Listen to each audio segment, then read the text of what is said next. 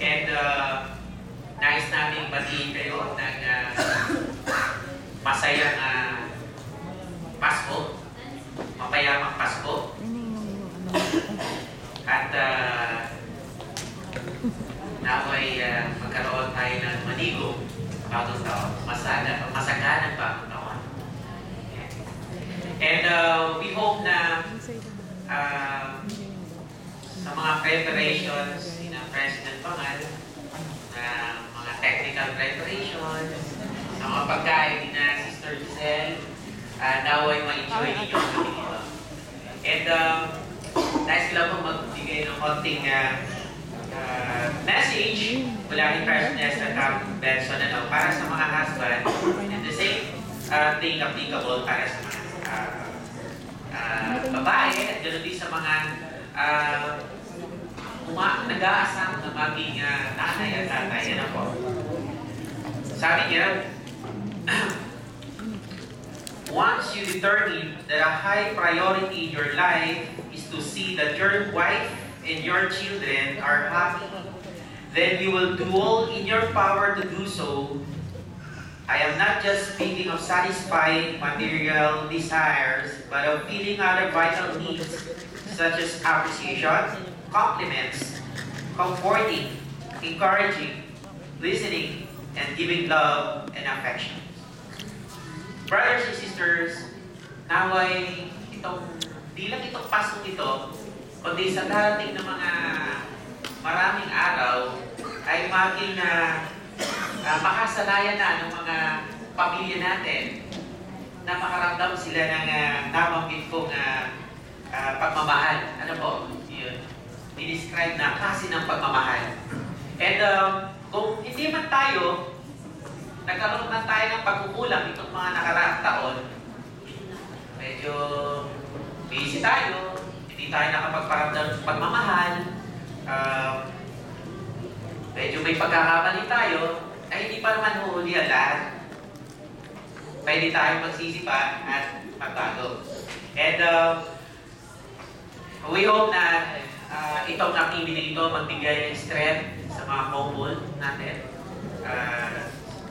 At magbigay ng panibagong sigla kanilang pagmamahalan. At nais ko pong i-share po ang mga bagay dito sa pangalan ni Kristo. Amen.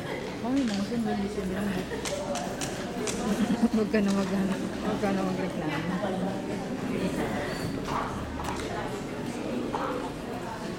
Ang tempo natin sa activity ito ay nanggaling kay President Spencer W. Kimball. Ang sabi niya dito, we continue to stress the urgent needs for the couple, for parents and children, and for single adults living alone to study and live the principles of the truth with special attention to nurturing love and harmony within their family circles. So ang sabi niya rito, binibigyan niya ng diin ang patuloy nating para sa mga patuloy na pagmamahal o pagmamahalan ng mga couples, mga mag-asawahan, at para sa kanilang mga anak. At binigyan dito din na bigyan natin ng special attention na in-nurture natin ang ating pagmamahal at magandang pagsasamahan within our family. So, ang activity po natin ito ay isang paraan sa patuloy natin sa pagpapatuloy ng magandang pagsasamahan ng mag-asawahan sa tulong ng mga single adult na nariyan sa tabi-tabi na maagapay sa atin. Bagamat malambot ang ating mga tuhod, sa practice pa lamang ay may umaaray na.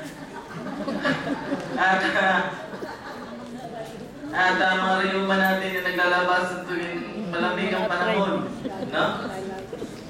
Nagagawa natin ito dahil sa patuloy nating pagmamahal sa ating ating Para Panginoon si sa Nieves, pagsilibran ng isang araw lang nag-practice ka na mga makasal na natin. makapractice hanggang sa At ang team na ito ay nagbibigay ng Ikaw ba naman diin mag-up and down ng sa patuloy na magandang pagsasamahan ng mag-asawa at ng mga anak. At alam ko na tayo mga membro ng simbahan ay hindi pa huli ang lahat. Tayo ay nabuhay at na-convert ng ngayon pa lamang.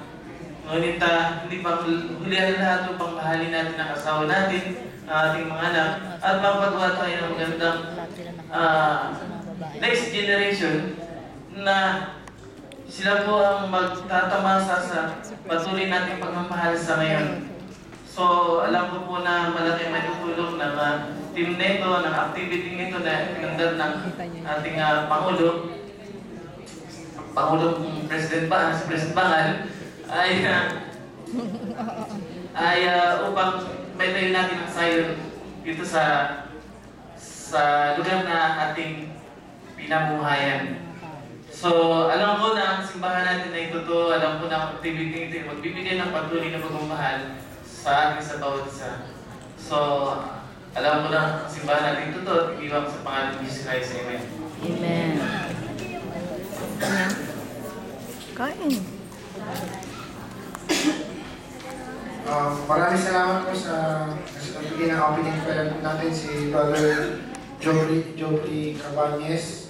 Sa ating welcome remarks si President Bentis Way Baguio po at sa nagbigay din po ng introduction ng team si Brother Way Baguio po. Ngayon po, magsisimula na tayo sa ating program. Magsisimula na tayo sa special number po ng Candelaria.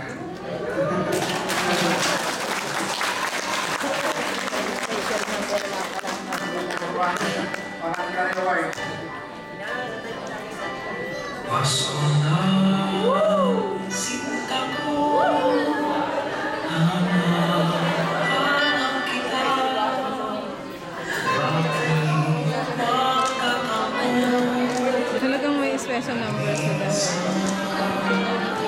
Ito naman natin may special number din tawag nila dito.